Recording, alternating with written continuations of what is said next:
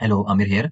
I have developed this time of request system for employees and managers of an organization, including the HR reps. Let me tell you how it works. It is basically based on this Google form and this Google Sheet, right? And how it works.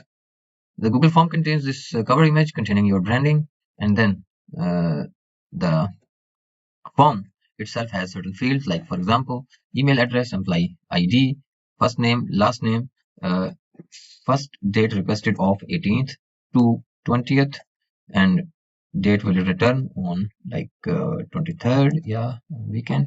The reason is birthday, submit. The data will rightly go into this time of request tab in the Google Sheets, right? So immediately the employee will receive an email also. I have opened my email address already. As you can see, I have just received an email which contains the request details. So now the status will be set to pending automatically, right? So in the pending request tab, for example, another request is pending. I make it pending again, just for the sake of understanding. So now we have two pending requests, right? So those two pending requests which will automatically appear over here, right? In this pending request tab, what the managers will have to do, they will have to make a decision, right?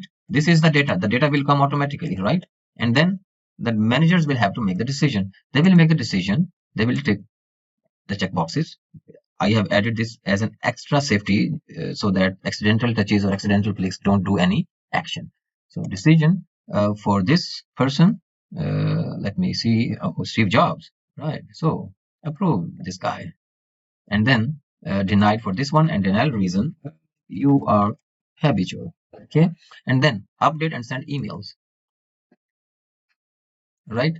So since both the requests have been processed, they will disappear from this because there are no pending requests.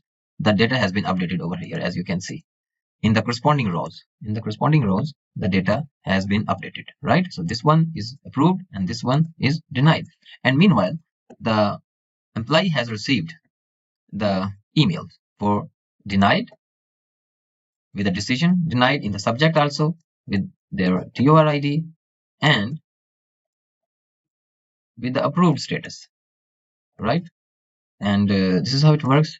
And let me tell you one more thing. There are certain things in the setup tab. I have included 5 emails as CC. You can add up to 5 emails in the CC. This is empty, no CC. Otherwise, you can add any emails up to 5, right? We can customize it to include more, but right now it is 5.